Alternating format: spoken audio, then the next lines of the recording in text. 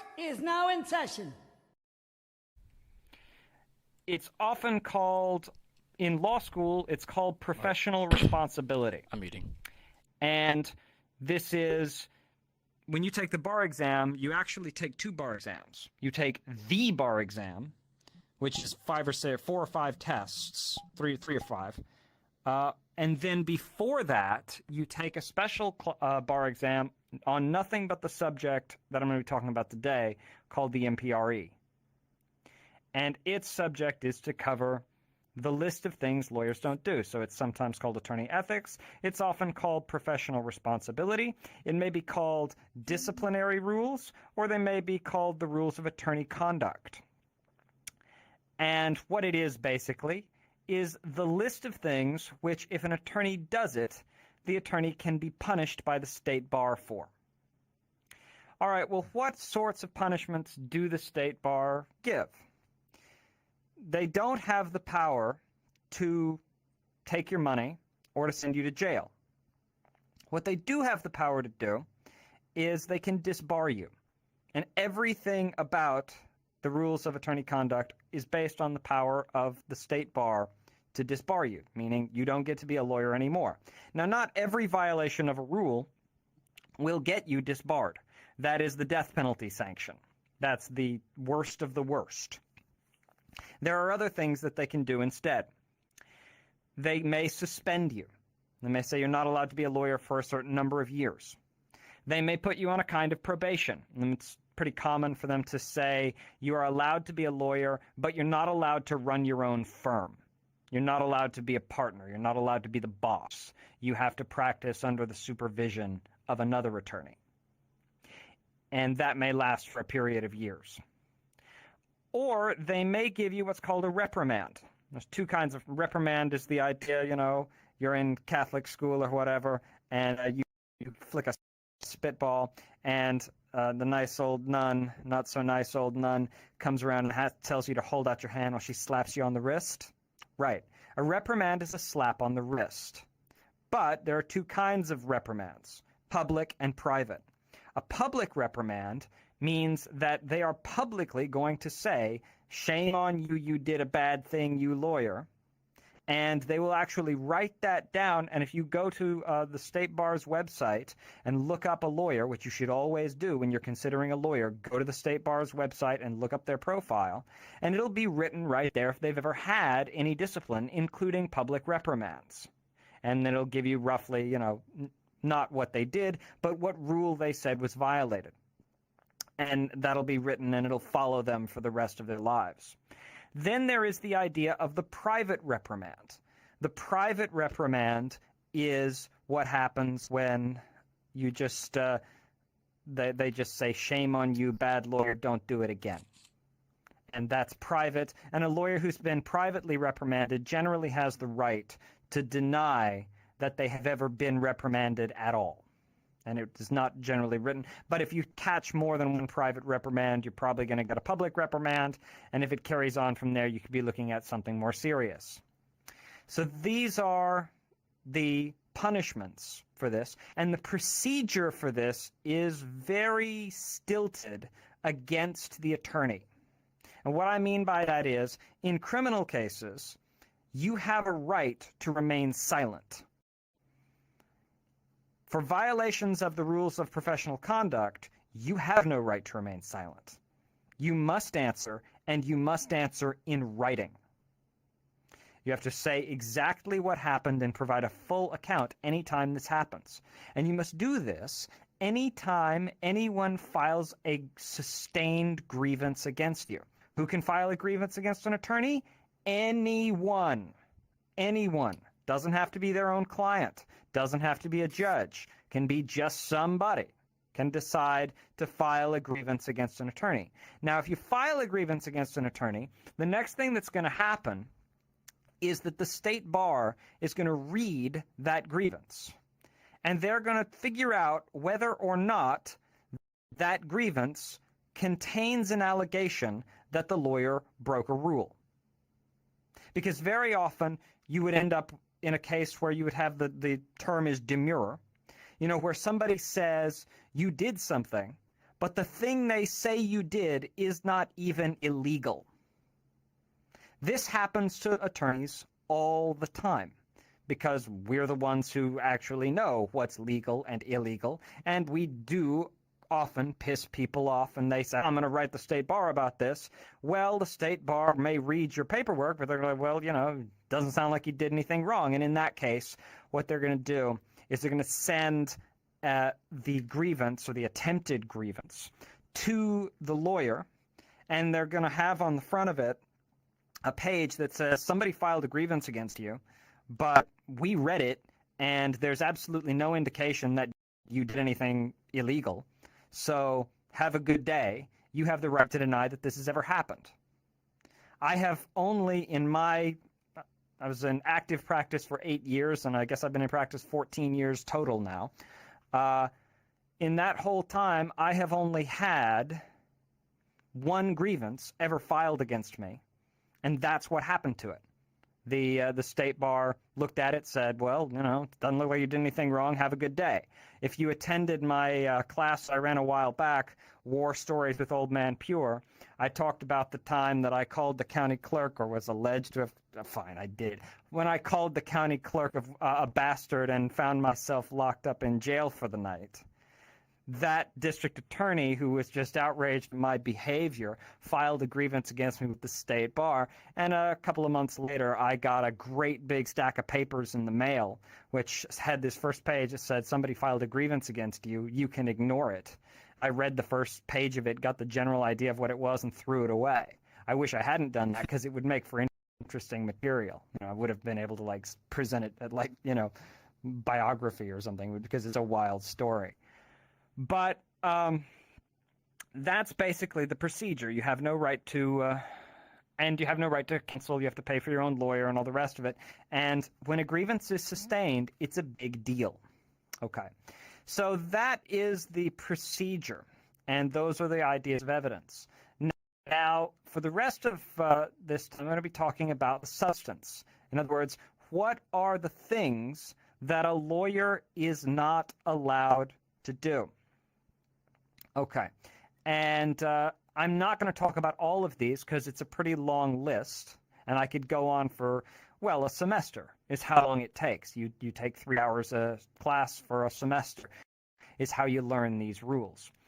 So first of all, I'm going to say that in the United States, to be a lawyer means to be a lawyer in one state at a time. I'm a lawyer in 2 states, Texas and California. And from there, you may also become a member of federal courts located in those states, and they have their own systems.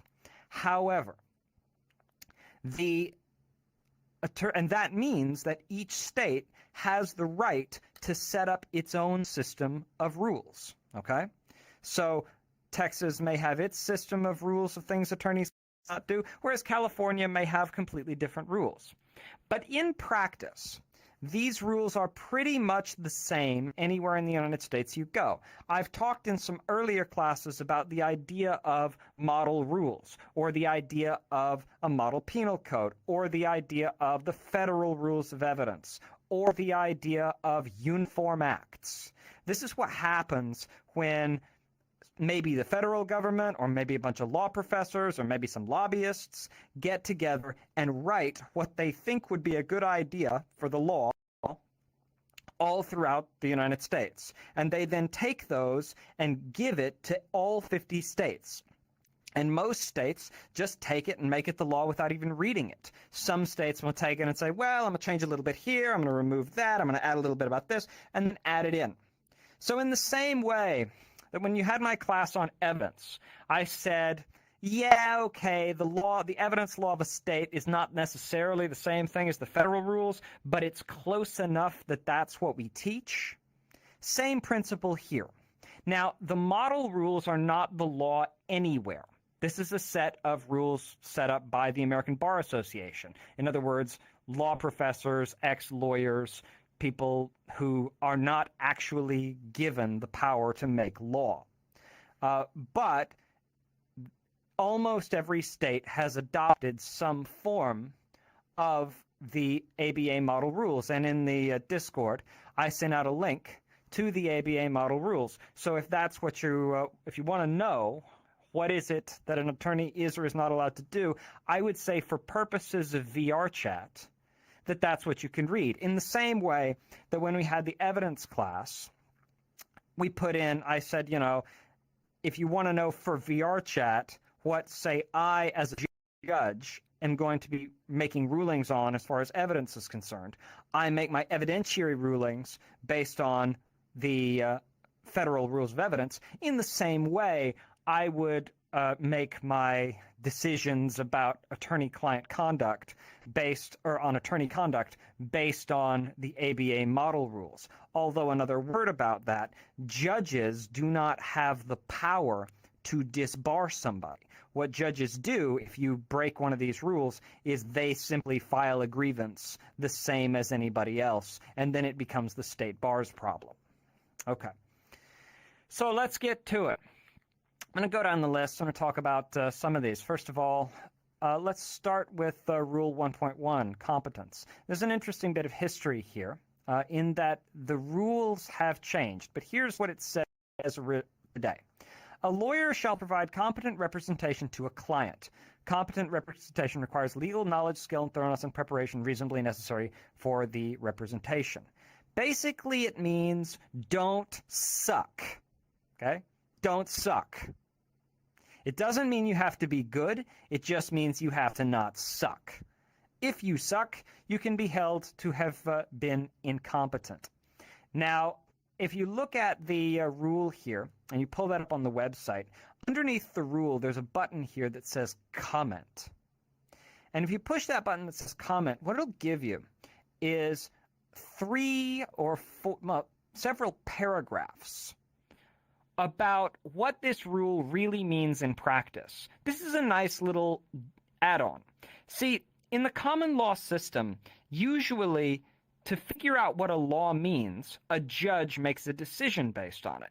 But because these rules are run not exactly on the common law system in the same way, because they don't really have judges in quite the same way, there's not as much rules that really give details about exactly what this means in the sense that, a judge makes a decision and then that judge's interpretation of the law becomes the interpretation of the law. Instead, what happens is the ABA publishes these comments, these long paragraphs, which really define in detail what's going on and what that means. And for every rule that if you think a lawyer has broken some rule, or you're thinking about doing something that you think might violate a rule, then it's not enough to read the rule. You also have to read the comments, and that will really flesh it out and tell you what the rule is really all about.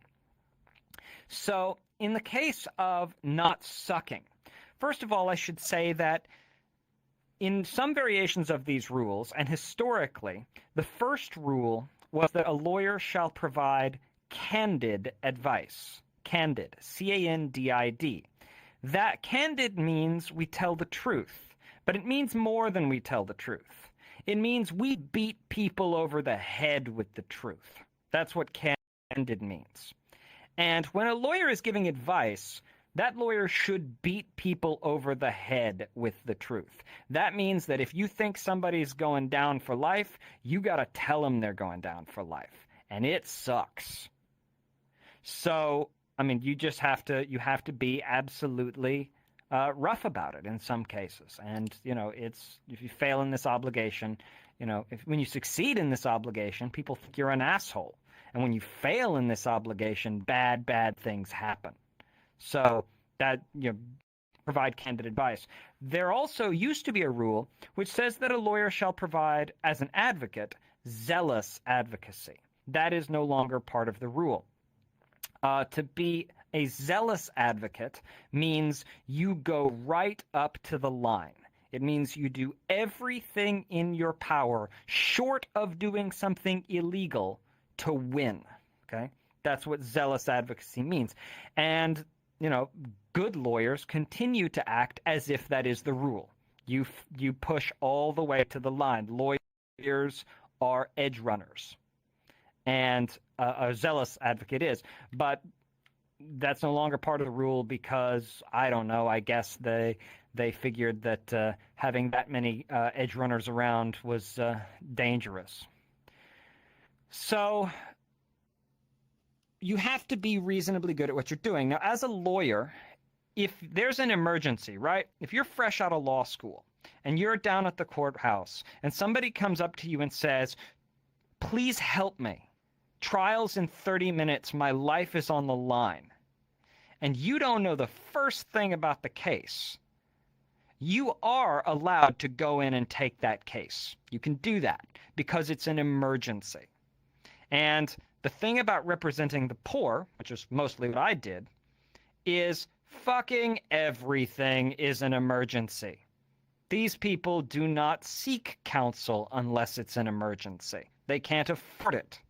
So therefore, I often felt like a field medic or, just going into one emergency situation to another.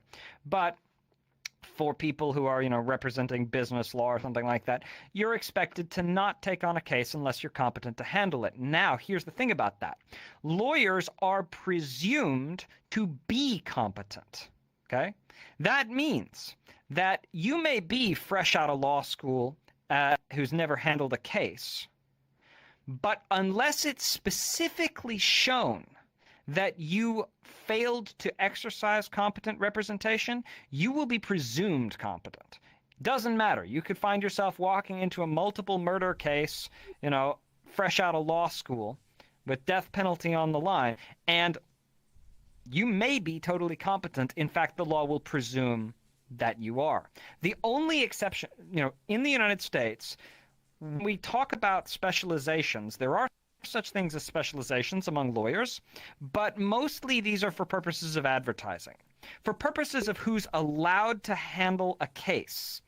If you can handle any case, you can handle every case. Question? As far as your right to do so in terms of competence. There's only one exception to that I know of, which is that you need to take a separate bar exam if you want to work with patents. Right? I'm not allowed to work with patents because I haven't passed the patent bar. But other than that, I'm legally allowed to work on any case that comes to me. Anything from family case to a multi-million-dollar contract to a death penalty case. Just because I have that bar card. Okay? Up your question. And so you have the right to do that. But if you fail to provide competent representation, you can be fucked. Now, I want to talk about the consequences for failing to be competent, or rather, what can happen to a lawyer who sucks? All right. First thing that may happen to you if you suck is that you can be held to have violated Rule 1.1 of the model rules. And you know what happens when you do that? Well, you can get disbarred, like I've been talking about, or reprimanded or suspended. But other things may happen to you if you suck.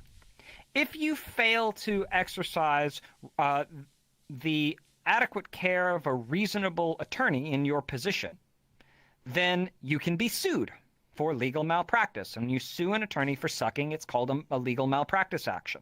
Another thing that may happen to you, in a criminal case, if you are the defense attorney in a criminal case can be held on appeal to have provided what is called ineffective assistance of counsel. The Sixth Amendment to the United States Constitution says that a person has the right to counsel.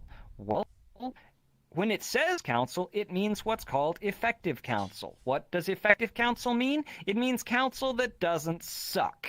It's a little more complicated than that. There has to be a material chance of a different outcome, and there has to have been a and there has to have been a major deviation from the norms of the profession, and it's really rather rare to do that. Now, it is rare that an attorney is actually faces any consequences for sucking.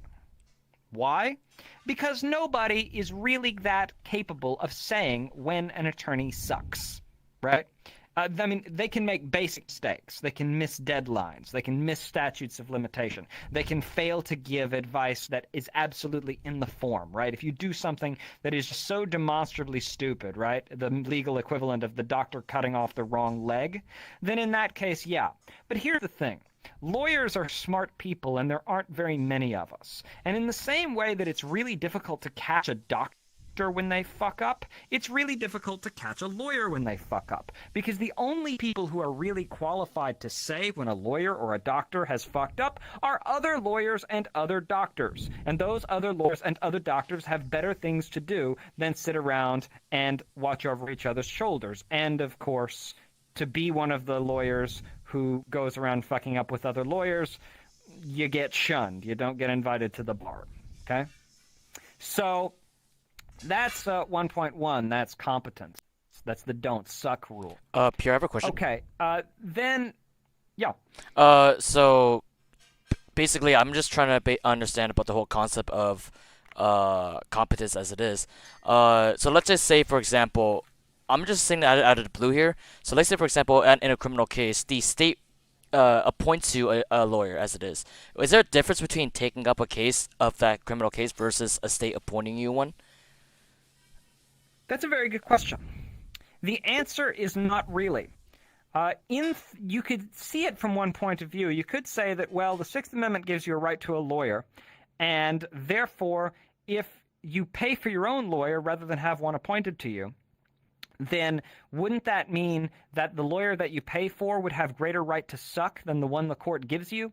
No, not really. There is such a thing as ineffective assistance of retained counsel, just like there's ineffective assistance of appointed counsel. By the way, what happens when someone is found to have committed ineffective assistance? Well, what can happen, first of all, it's rare that anybody actually is, because that would involve the court ordering new trials for people charged with serious crimes. And, you know, when you talk about appeals, right, many appeals are written on notebook paper in pencil, because people who are in prison don't get access to computers. And the appeals courts look for anything they can to throw those appeals out. Oh, they forgot to put a comma here. And something like 98, 99% of these from jail appeals never see a judge, because the judges tell their clerks, find something wrong with as many of them as you can and throw them away. Or not throw them away, but, just deny them without any analysis. And so most of these go nowhere. But every once in a while, something gets through on an ineffective assistance of counsel claim. Okay, what happens when it does? Well, if you can successfully show ineffective assistance of counsel at an appeal or at a post-conviction writ of habeas corpus, then what happens is the defendant gets a new trial, hopefully with a new lawyer. And what happens to the lawyer in that case? Well, in theory, nothing, but in practice, quite a lot. In practice, in order to get appointments, most courts will have lists of the attorneys who are able to take cases, and most of these courts, if you have ever been found to provide ineffective assistance, you're done. Right? So in practice, if you're a defense attorney and you get to have committed ineffective assistance of counsel, you're out of business. It's over. Because poor people are not going to be paying you money. They don't have it. So you have to be pretty careful about that. And there are real conflicts that arise, because sometimes you find yourself in situations, I mean, when somebody is just the faintest hint that somebody thinks maybe you might have made a mistake, you get, oh my God, if I'm found to have committed ineffective assistance of counsel, I am out of business. And different lawyers have different ways of handling this. Some lawyers simply say, I have a right to remain silent. I'm not saying anything to you. Go away. And, they make the account right there. That is largely unethical, because you have, and I'll talk about this later if we get to it, an obligation to your former clients. And that means you have an obligation to come clean, to say exactly what you did and why you did it. And as a decent human being, that's what you should do. Because you may be, as an attorney, feeling, oh my God, I'm going to be out of business. I don't know. I'm so scared of this. But that person, they're in prison, and their situation is way worse than yours. So, rebel up and come clean about what you did. You'll probably be fine anyway. And that's not necessarily a good thing, right? Because then you say, oh, well, they found I didn't do anything wrong. That means I'm a good lawyer and I'm okay. Well, yeah, but then this person you were supposed to protect is still in prison, and that sucks too. But, that's what happens with that. Any other questions about that? Okay, moving on. Yeah. All right, let's talk about, let's see, Rule 1.3 says diligence. It just means prepare. Prepare, prepare, prepare. They say Boy Scout is always prepared. No such thing as prepared. I'm not prepared. I'm just always preparing.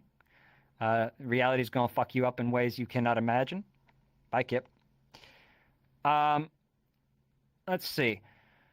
Communication. Okay, there's some things that a lawyer has to tell their client. First of all, a lawyer must properly inform client of any decision or circumstance with respect to informed consent as defined with the rules. If something happens in the case that's important, as a lawyer, you have to tell your client. Now, the state bar, every state bar puts out a magazine, a paper magazine, and every lawyer in that state gets that magazine every month. It's included in your bar dues. And that magazine, in about the middle of it, has a list of every lawyer who has received anything higher than a private reprimand. And that list will say what the name of the lawyer is and what rule was violated. And like 95% of the people who were punished, who were disbarred, were punished for failing to keep their clients reasonably informed as to the status of a case. Why does this happen? Well, somebody comes to you and they say, I've got this bad problem, and you got a light bill to pay. And you say, well, I think I can handle that case. I mean, I don't know exactly what I'm going to do, but that sounds like something I can handle, sure. So you take the case. Then something else comes up. Your phone ring, you start saying, I'll do the research tomorrow. I'll do the research tomorrow. I'll do the research tomorrow. After a couple of months, your phone rings. And you go, oh shit, it's my client. I haven't done the research. I want to tell him that I have done something on the case, but I haven't done anything on the case. So I'll duck the call just this once, do the research tonight, and then call him back tomorrow. Something else comes up. Now your client's calling you all the time. And now, never run from your clients, because the next thing that's going to happen is they're going to file a grievance against you, and you're going to get in deep shit. Okay? So the rule of good lawyering, what I teach my students, the best advice you will ever give a lawyer, make and keep this promise to all of your clients. I will talk to you until you are tired of talking to me. I will talk to you until you are tired of talking to me. Never, never take a client and say, I'm busy, I can't talk to you right now. I mean, maybe, I'll talk to you later, I'm in trial or something. But the client should always feel that you have talked to them until they can't stand it anymore. And this sounds difficult, but it really isn't, because it's so much harder to talk about your own problems than it is to talk about somebody else. So here's what you do. You say to your client, I will talk to you until you're tired of talking to me. And then they'll think, bullshit, he's not going to do that. And they will test you. And you'll spend 4 or 5 hours talking to them about every detail of the case. And then they'll go, okay, well, I'm pretty tired now. And you say, you sure you got more? We need to talk some more? Do we? And I say, oh, I'm good. And then you're calling them every week or two. 2 weeks is the general rule. Never let a client go by without some kind of contact every 2 weeks. And then you call them, and what you hope happens is that they run from you. That they go, oh, no, I don't really want to talk about my problems today. I'm having a nice day on the beach, whatever. Are you sure? Because then if something goes wrong, they will know that you have served them until they couldn't stand it anymore. And it actually will become easier. It's far easier to talk to your clients until they run from you than it is to run from them, and it's crazy dangerous to run from your clients. Don't do it. Now, you have to also, there's certain decisions a client is allowed to make. So they need to know the status of the matter and any relevant limitation on the lawyer's conduct. So if there's something the lawyer is not allowed to do, then the lawyer has to say, I'm not allowed to do that. So you're asking me to do something that's against the rules. Okay, let's talk a little bit about money. Not really my strong suit, as it turns out. I'm a good lawyer. I'm a bad businessman. But generally, a lawyer's not allowed to charge an unreasonable fee. What's an unreasonable fee? I don't know. Last I heard, it was a few years ago, it was generally unacceptable for a lawyer to charge around a little more than $1,000 an hour. It's probably a good deal more than that now, adjusted for inflation. And it Wow. used to be that if you take a case for a percentage, used to be you really shouldn't take more than 30% or 40%. I think I'm hearing cases are being allowed to go as high as 50% in this case. But 50. don't hold me to that number exactly. But, that rule is kind of being eviscerated quite a bit. And they have factors that help a lawyer figure out how much to charge, and that's not really all that relevant because it's really gray and it could mean anything to different people. Okay. Now let's talk about confidentiality. Now, if you have my class on evidence, you understand that privilege is the idea that there are certain secrets which a court is not allowed to hear. Confidentiality is the principle that there are certain secrets you're not allowed to tell. And there are certain secrets a lawyer's not allowed to tell. You are required to take reasonable care to preserve the secrets of your clients. There are a few times when an attorney is permitted to do this, to prevent reasonably certain death or substantial bodily harm. If somebody says, I'm going to kill my brother tomorrow, you do generally have a right to tell the brother. In some states, it's not a right, it's an obligation. But most states say you have the right, but not the obligation to tell the guy's brother, your brother's going to kill you tomorrow. Just imagine yourself in that situation. Just imagine yourself in that situation. Right? Somebody tells you, I'm going to kill my brother tomorrow. And you look at the law, and the law says you can choose to tell that person's brother, or you can choose not to. Good luck sleeping tonight. Anyway. Wait, is there a reason not to? Is there a reason to hide it actually? Once again, because I'm like a little bit Well, I confused mean,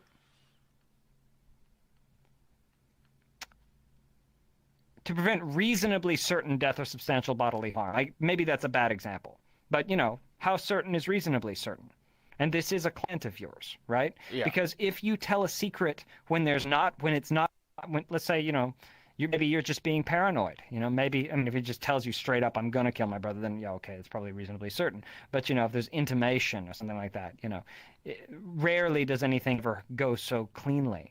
And, you can find yourself in a situation where, on the one hand, I can be disbarred if I tell this person's secrets and it's not reasonably certain.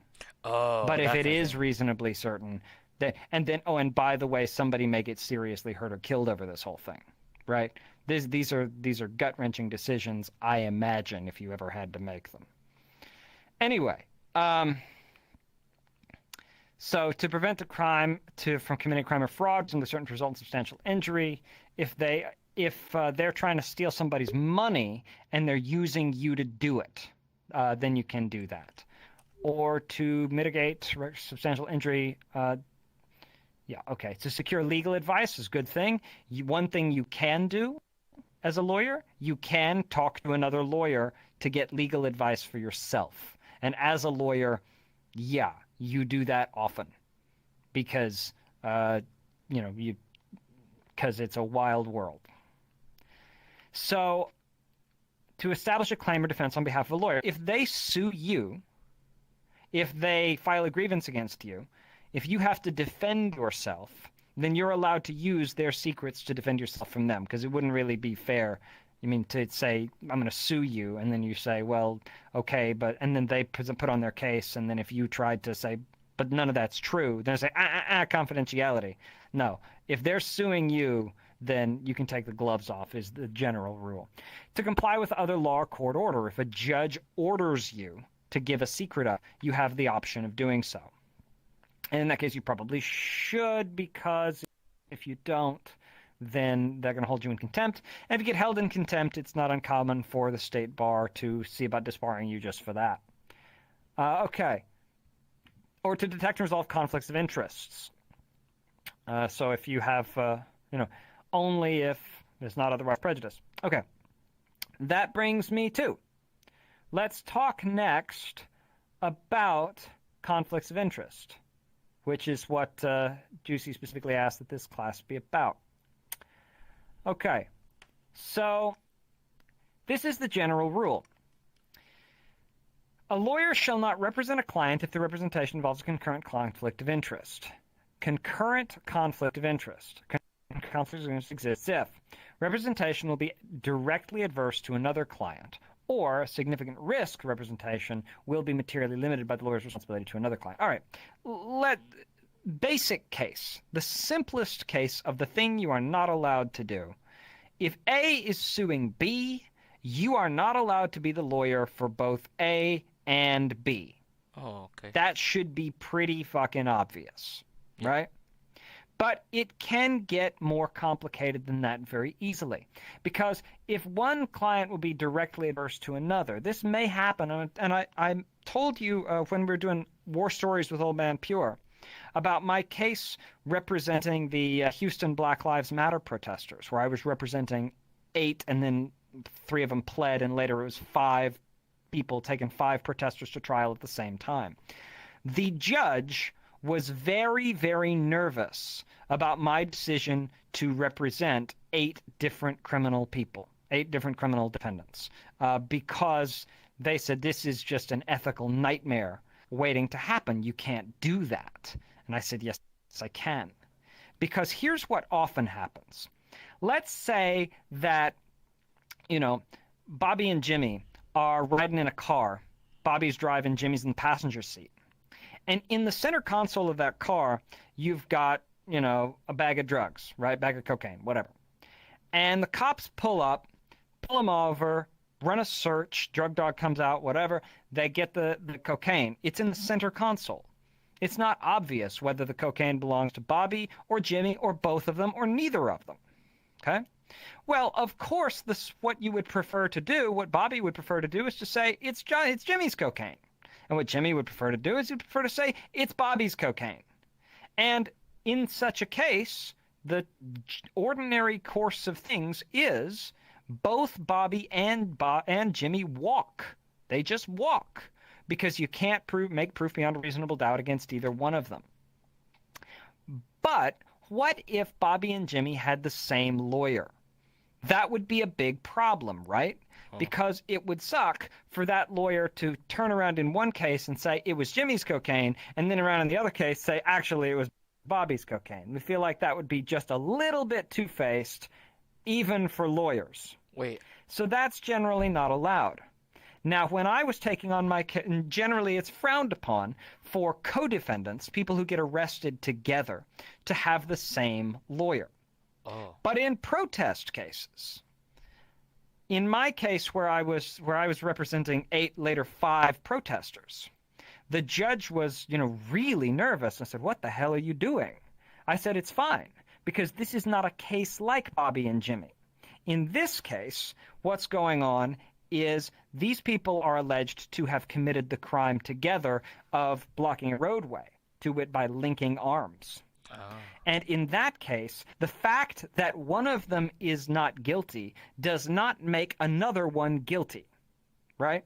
In fact, if one of them is not guilty, in this case, it actually makes it less likely, not more likely, that the others are guilty. So in that case, their interests were not adverse, and I was therefore allowed to take it. However, in order to do that, I was required to get written consent from every one of them. And what I had to do is I had to write a letter. And this, by the way, everyone involved in this has given me full permission to discuss the details of the case. So I'm not violating any conflict or any confidentiality rules by saying so. What you have to do is you have to write a letter where you explain the details of the case. It's not a simple form you fill out.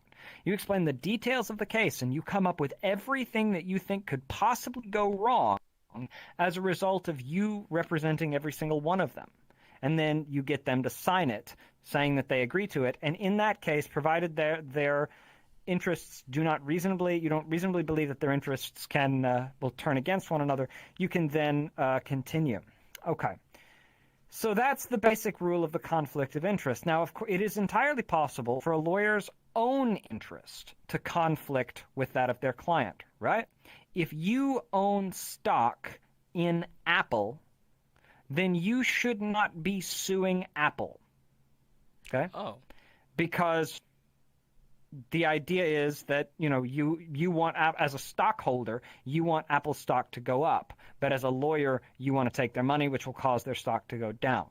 And we feel like that would be a little bit two-faced. So that's a basic idea of a conflict of interest. There are actually many kinds of conflicts of interest. You can also have certain kinds of conflicts of interest, not from someone who's currently your client, but from somebody who used to be your client. So if a lawyer who has formerly represented a client in a matter shall not thereafter represent another person in the same or substantially related matter in which that person's interests are materially adverse to interests of former client, unless the former client gives informed consent confirmed in writing. If you have ever worked for somebody, you are not allowed to work for somebody else in a way to hurt your former client unless your former client consents to you doing so in writing. Okay? And this is a real situation because attorneys represent hundreds or even thousands of people. And by the way, when I say you are not allowed to represent such a person, I mean your entire firm is not allowed to represent somebody like that. So if you work for a firm and it's got 100 lawyers, if just one of them has represented somebody in the past with an adverse interest, having somebody else work on that can cause major problems. And there are ways around this. Which they may have set up, clear policies. Some firms may set up clear policies where they'll say you and you are not allowed to talk to each other, and they can sort of get close to the gray line with them. In the old days, they called that a Chinese wall. In modern California, they call it a firewall. Question. But neither term is. The first term is kind of racist, and the second term is inaccurate and confusing. Anyway. Here, hold on for a second. This is actually another question about that. So let's say, for example, there's two clients as it is. I represent one client, and there's just somehow another attorney that represents the second client. But somehow, I don't know what the frick, like how this could happen. Also, too, the attorney that represents the second client is also as an employee at the same firm as me. Would that be a conflict of interest by any chance? Wait, hold on. You're talking about an attorney representing an attorney? No. So if I'm an attorney representing one client, right? And they're suing they're suing the other person as it is, right? That person. Okay, so you're representing A and you're suing B. Yeah. Okay, go ahead. But B's attorney happens to work in the same law firm as me. No. Stop. No bueno. Don't do that. That's an obvious, because you're not allowed to represent two people in the same matter. Oh no, not me. Not me. But I'm talking about the person. I'm not. I understand, but your firm is you. Yeah, basically, yeah. Right. You are. I mean, this is. Yeah. When you're part of a firm, you're not allowed to take to the whole firm's. If one person has a conflict of interest, the whole firm has a conflict of interest, and so. Well, if you handle hundreds of cases as a lawyer, and if your firm has, 30, 40 lawyers in it, that's thousands of cases. Every case contains not one person, but many people, right? Every case usually involves 10, 20 people. So do the math. That's a tremendous number of people who are involved in this.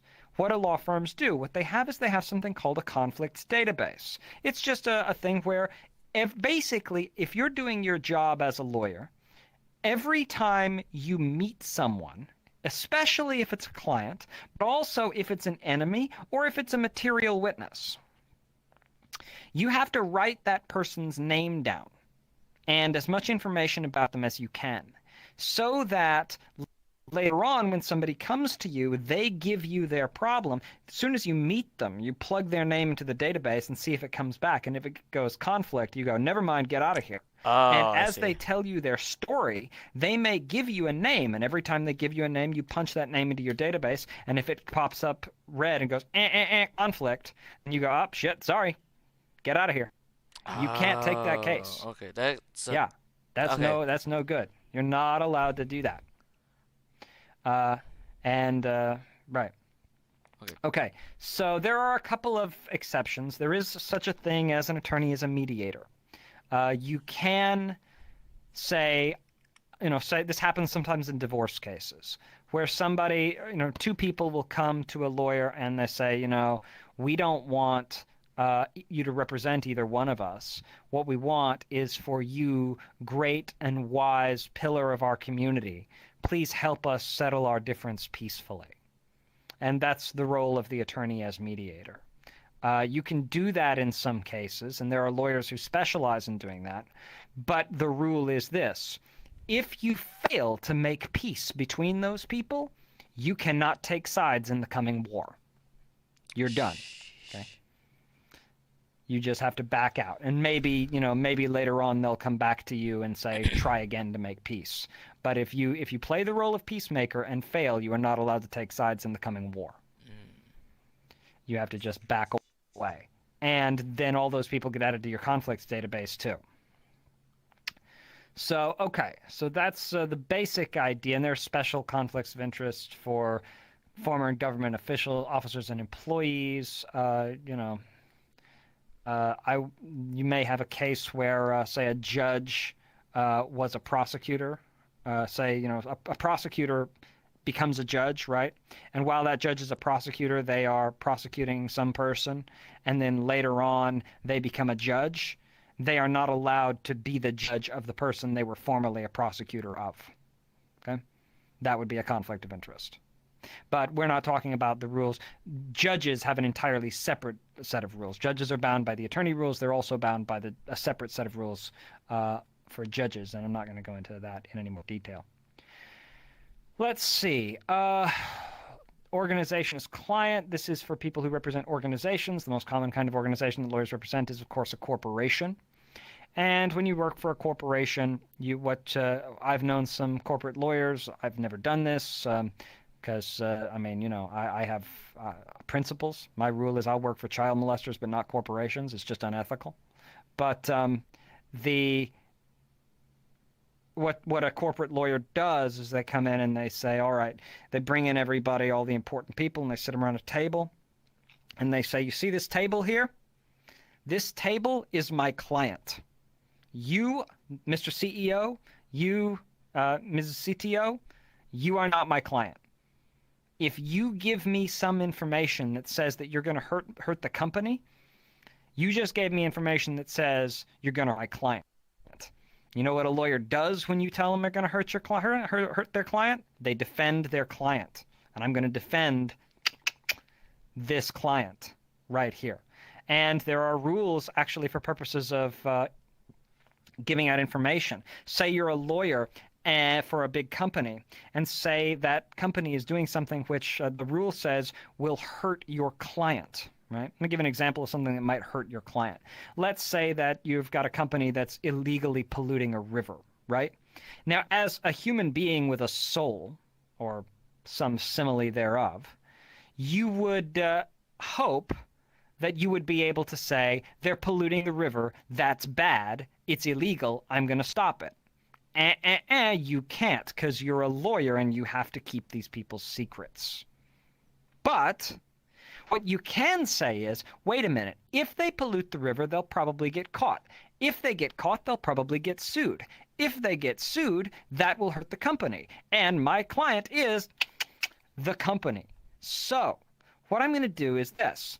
I am therefore allowed to protect my client, but there's a procedure for it. The first person who tells you we're polluting the river, you go to that person's boss. If they say, I don't care, you go to that person's boss. If they say, I don't care, you go to that person's. You go all the way to the top of the chain of command. If once you get to the very top of the chain of command, your CEO, your president, if they say, I don't care, you are then allowed to whistleblow. Okay? But these are the rules for that. Okay. Let's see here. Client with diminished capacity. This is for representing people with mental health issues. This is a special issue for, let's see what it says about that.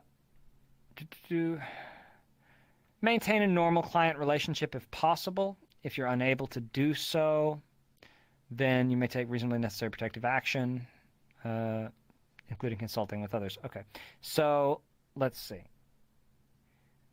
Let's talk about safekeeping property. Sometimes it's a lawyer's job to hold on to stuff. And the main thing that you hold on to for people, sometimes wills, sometimes papers, but often money. You're given money to hold on to.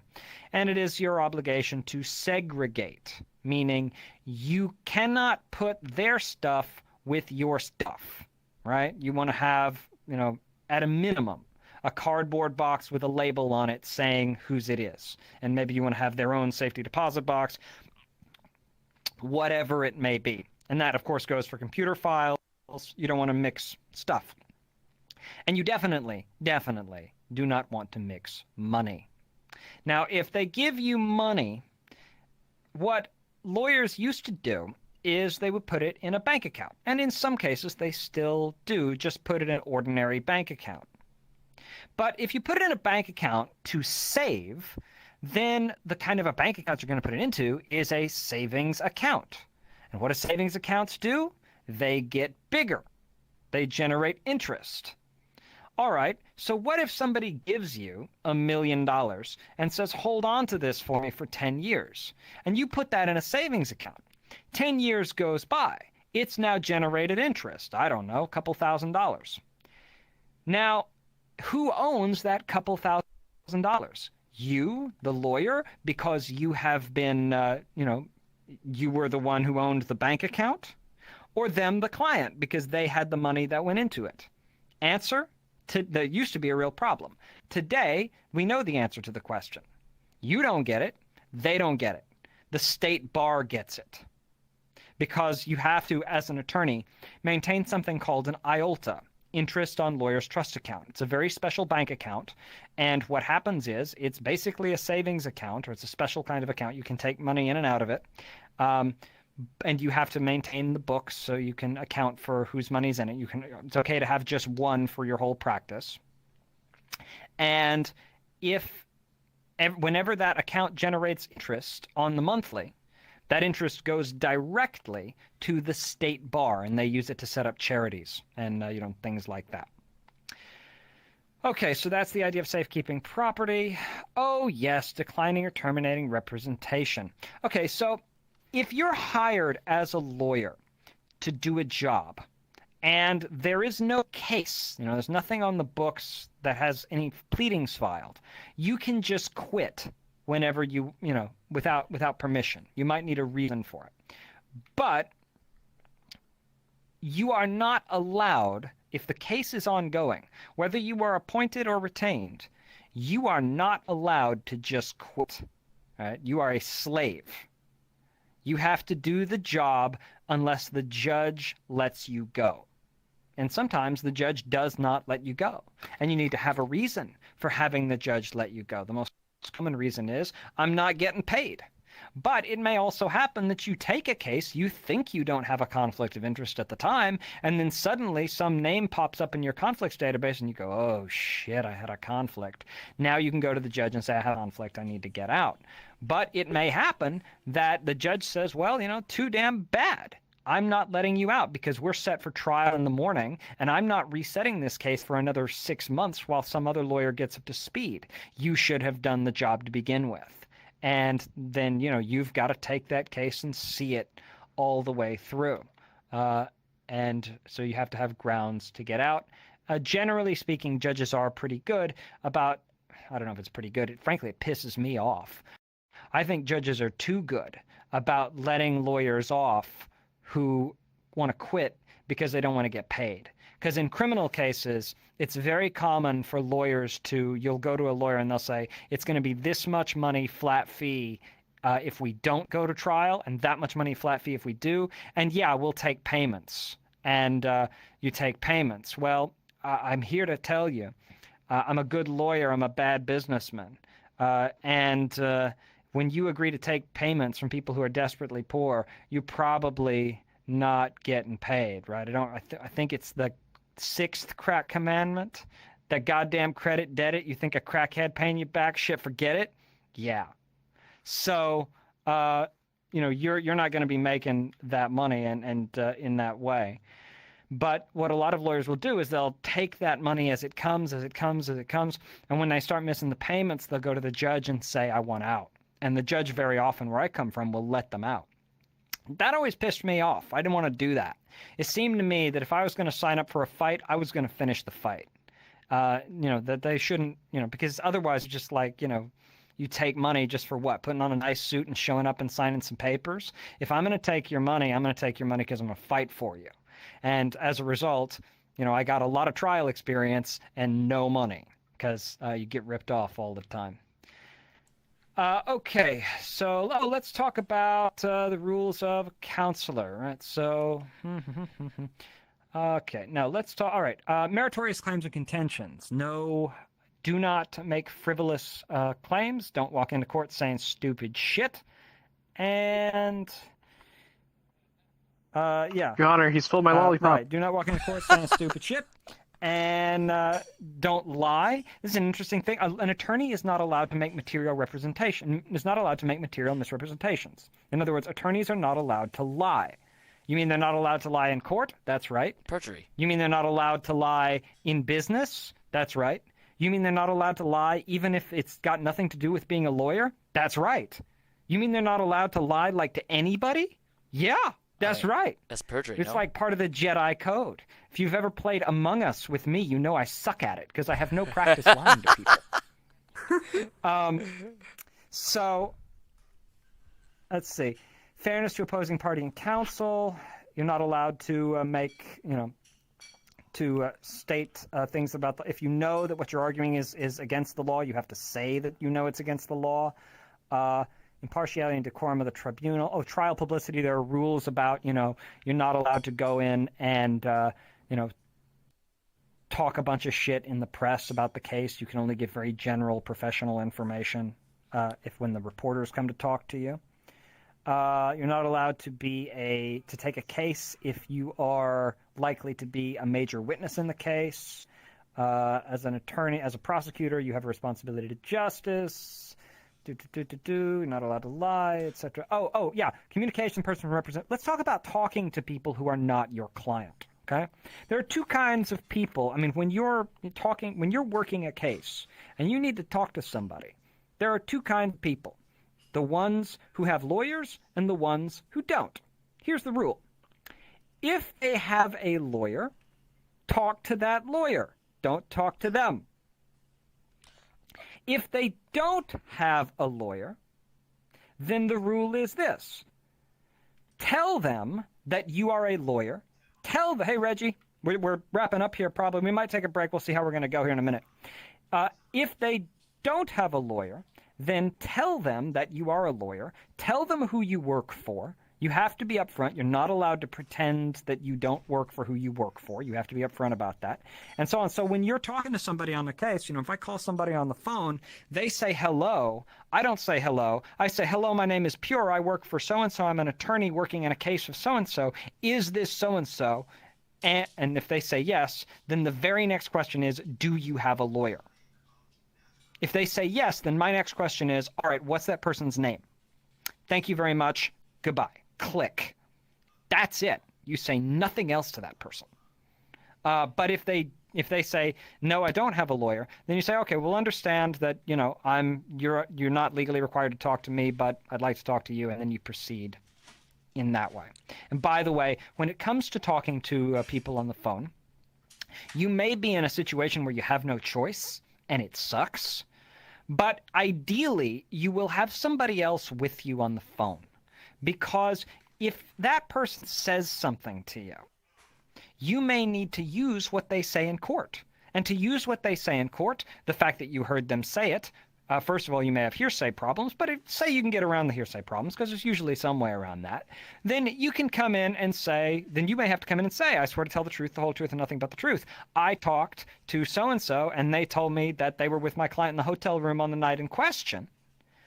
And you can't do that, because you are not allowed to be both the trial lawyer in the case and a witness, which means that if something happens on that phone conversation and you Wait. get really important information that you need to testify to, you're probably going to end up resigning the case, giving the case to another lawyer so that you can now be a witness. And as a fact witness, you don't get paid. So what you want to do is when you're talking to this person on the phone, you want to have with you somebody else standing by, or you may not even talk to them yourself at all. This is what investigators are for. In fact, it would be really a cool role play idea for Nathaniel and Associates if somebody were to say, you know, I'm not a lawyer, I'm not a receptionist, I am the investigator. My job is to go out and, you know, find people and talk to them. I'm sure that we could. There's enough people in this scene who love to pretend to be cops. I'm sure I might somebody know would love to pretend to somebody. be a PI. Eh? So what? I might know someone. I know a few Yeah, people. it might be a fun position for him to have. Anyway, let's see. Let me talk a little bit about advertising, and then we'll see about breaking or wrapping. Okay, so there is a rule called solicitation. It's sometimes called barratry, or if you want to give it its informal name, it's called ambulance chasing. Huh. If you want to insult a lawyer, one insult for a lawyer is to say he's an ambulance chaser. Okay. An ambulance chaser is somebody who is driving down the road and they see an ambulance and they drive up behind the ambulance so that they can follow the person to the hospital and come and say, hi, I'd like to be your lawyer. Okay. This is called barratry or solicitation or ambulance chasing. And it is super duper illegal. You do this, not only can you be disciplined for it. Hey, Senny. Not only can you be disciplined for this, but furthermore, you can be, in many states, any money that you make, you have to give it back, and you get sued. And you pay a fine as well. It's a big damn mess. There are exceptions to this. So the thing that was a big thing in my practice is that what the rule says is you're not allowed to ambulance chase with any mind for having to make a profit. If you're trying to make money off the case, you're not allowed to make the initial approach. They have to come to you. You can't come to them. Lawyers, like vampires, can only come in when we are invited. Okay? But if you have no intention of sucking this person's blood, it's okay. But you really have to not suck their blood. What I mean by that is, you can't get paid if you do this, right? If you're watching a TV and you hear a case that just makes you go, oh my God, I can't believe what's happening to that poor person. I want to do my part for public service and I want to represent that person. You can go and see that person in jail. You can say, hi, I'd like to be your lawyer. And they say, how much do you want? And they say, and if you say nothing, nothing, nothing, nothing. But if you do that, you have to mean it. I've done this many times because I was a protest lawyer and I didn't give a fuck about the money. I just wanted to raise hell. But I would do this and you know, in some cases, you know, I remember I had a client at one point, and yes, I can talk about this because he gave me permission, where at the end of a case where I had, you know, potentially saved a guy a decade in prison, he was just, you know, overjoyed with me and saying, you know, my God, Pure, let me at least buy you a bottle of scotch. I said, nope, can't do it. Can't do it because I came to you. You can't buy me a cup of coffee. I can't take 1 penny from you. Because if I do, I've committed ambulance chasing, and then I'm in deep shit. But let's talk about what it is, because you drive down the road anywhere in the United States, and you see great big billboards for lawyers who want to take your case in the event that you're injured. Okay, well, how's that legal? Well, here's the rule. You are not allowed to approach someone with in-person solicitation or its functional equivalent. What do I mean by this? Its functional equivalent means a situation where you would feel a little awkward about telling this person to fuck off. Okay? Think of it this way. If I come up to you and start talking to you in person, say, hey, how you doing? I'm doing good. You might feel a little odd to just completely ignore me. So that's not allowed. If I call you on a telephone, most people, that's the functional equivalent, because the idea is maybe not so true today in 2023, when we live with spam calls and all the rest of it, but in the old days, when somebody's talking to you on the phone, it's kind of rude to just hang up the phone. So you're not allowed to be calling people on the phone. But, you know, letters are fine. You can write letters saying I'd like to work for you and I'd like money for the purpose. You can do that. That's fine.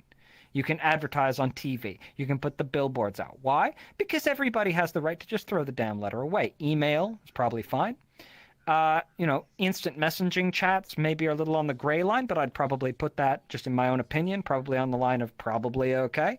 But, you know, of coming up to somebody in VRChat, although that's not in person, I think that's its functional equivalent. Because, yeah, you know, I mean, we all know how to block Nazis, but it's, you know, because it's an ongoing kind of, of thing. You know, it's a conversation. And you don't want to force people into a conversation. Now, why does this rule exist? Well, according to the stated reason for the rule is that, you know, people can end up being represented by lawyers who are not right for them, or, you know, the lawyers are just too greedy, or they're, you know, and these stated reasons are absolute trash. Because, my God, people advertise things all the time. Why should lawyers be any different? And I did the research to try to figure out why really this is. Where does this come from? It comes from the 19th century. It comes from, you know, the Gilded Age of capitalism, you know, the factories where the kids would lose their hand and just be told, get out of here, crying about it. It comes from that period, because what would happen was lawyers would be suing capitalists, basically. They would sue capitalists, and the capitalists didn't like it. So they came up with this rule and got the governments to pass it, because, you know, if you read your Karl Marx, you know that capital cannot ever afford to pay the cost of social reproduction. In other words, if the billionaires had to pay for all the harm they do in the world, there would be no billionaires. So lawyers are in the business of making people pay for the bad things they do, and so they made this rule.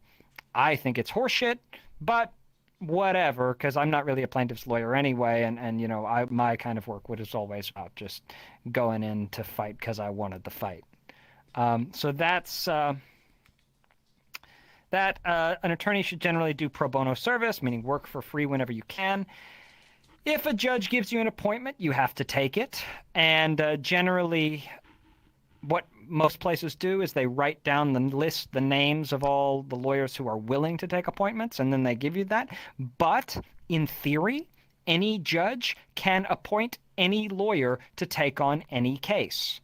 And unless they have a conflict of interest, they have to do it. There's a story about a state governor who was trying to cut the budget of the court-appointed lawyers. And a judge, this state governor happened to be a lawyer, as many political people are. And the judge started appointing the governor to represent low-level criminal cases. And the governor said, never mind, you can keep your budget.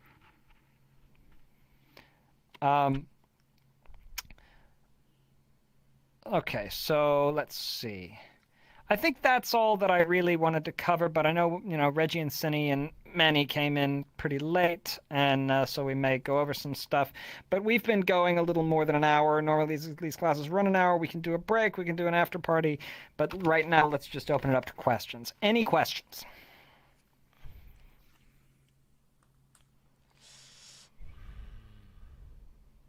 Nothing. So trying to Okay, think. so